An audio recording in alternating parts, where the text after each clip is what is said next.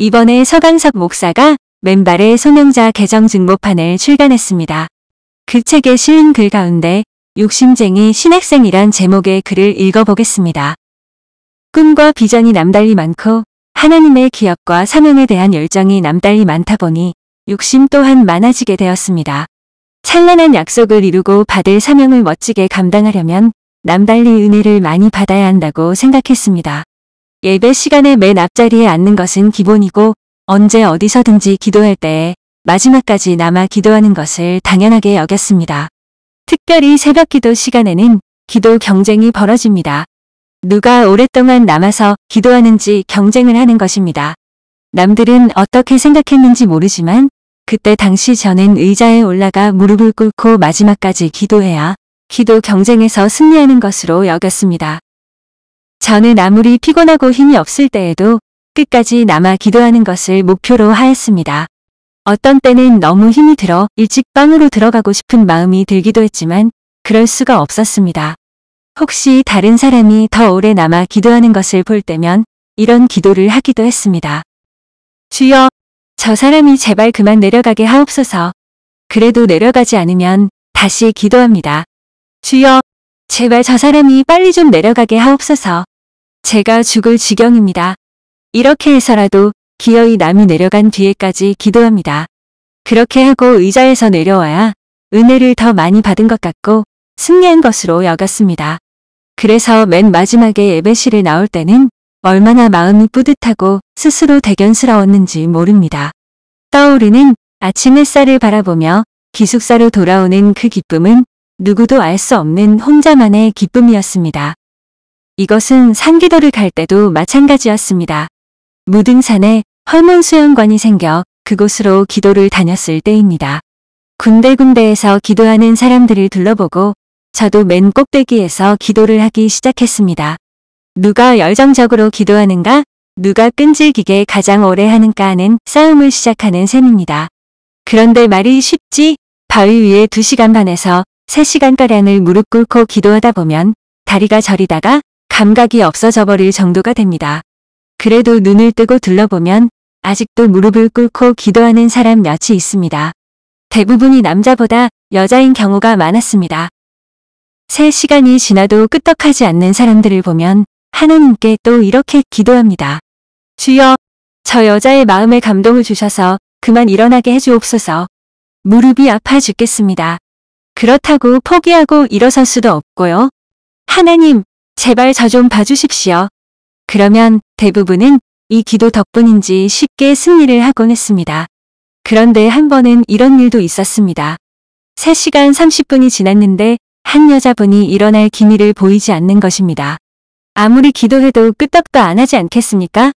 그래서 저도 죽기 살기로 생각하고 기도했지요. 주여, 좋습니다. 무릎이 저리고 관절염이 생겨도 좋습니다. 안진뱅이가 되어도 좋사오니 알아서 하십시오. 그래도 그 여자분은 끄떡하지 않고 있었습니다. 그런데 놀라운 일이 벌어졌습니다. 갑자기 하늘에 먹구름이 생기더니 빗방울이 뚝뚝 떨어졌습니다. 그러다가 순식간에 소나기로 변하지 않겠습니까? 그러니까 그 여자분은 비를 안 맞으려고 일어서서 내려가 버렸고 저는 그분이 내려간 다음에 일어서게 되었습니다. 나 홀로 바위 위에 서서 소낙비를 맞으며 기도하는 기쁨, 그 감격, 그것은 큰 성을 빼앗은 용사의 기쁨보다 더 컸습니다. 오 하나님, 이 비가 과연 엘리야에게 내리셨던 단비입니까? 주여, 이 비 때문에 기도에 승리하게 하시니 감사합니다. 주여, 감사합니다. 빈들의 마른 풀같이 시들은 나의 영혼. 소낙비를 맞으며 일어서서 두 손을 들고 찬송을 하는 제 모습, 하나님은 그때 저의 모습을 어떻게 보셨을까요? 심보가 고약한 놈이라고 하셨을까요? 아니면 심보는 고약하지만 기특한 놈이라 하셨을까요? 그런데 한 번은 진짜 임자를 만났습니다. 어느 한 여성도가 오래도록 기도하는데 이번엔 아무리 기도해도 비가 오질 않았습니다. 4시간이 훨씬 지났는데도 끄떡도 하지 않습니다. 다리에 마비가 올 것만 같았습니다. 그래서 도저히 참지를 못하고 마침내 진 것입니다. 그러나 이게 웬일입니까? 다리를 주무르고 가까이 가서 보니 그분은 기도를 하고 있는 것이 아니라 엎드려 잠을 자고 있었던 것입니다. 지금 생각해보면 참으로 보통 극성이 아니었던 것 같습니다. 그뿐 아니라 남에게 기도 후원받는데도 욕심이 컸습니다. 집안에서 아무도 나를 위해 기도해주는 사람이 없으니 저를 위해 기도해주는 사람이 있는 것이 저의 제일 큰 소원이었습니다. 집에서 홀로 나와 기도 후원자도 한 명 없이 외롭게 사명자의 길을 걸어야 하는 것이 너무 안타까웠기 때문입니다. 부모님들의 따뜻한 기도 후원을 받고 신학교를 다니는 분들을 보면 그것이 얼마나 부러웠는지 모릅니다. 그래서 저는 만나서 대화가 통하는 사람마다 저를 위한 기도를 부탁했습니다. 특별히 기도 생활을 많이 한 사람에겐 무조건 기도 부탁을 하였습니다. 어려운 형편에도 선물이나 촌지 헌금을 드리며 밥은 굶으면서도 기도 후원자 모집 로비 활동을 했던 것입니다. 저는 무식하리만큼 은혜 받는 일과 기도 받는 일에 욕심이 많았습니다. 이유는 단 하나, 하나님 앞에서 앞으로 크게 쓰임받고 큰일을 하기 위한 목적 때문이었습니다. 세상에 미련을 둔 것은 아무것도 없었습니다. 오직 하나님의 기업, 하나님께 받은 사명, 하나님의 은혜에 대한 욕심으로만 충만했습니다.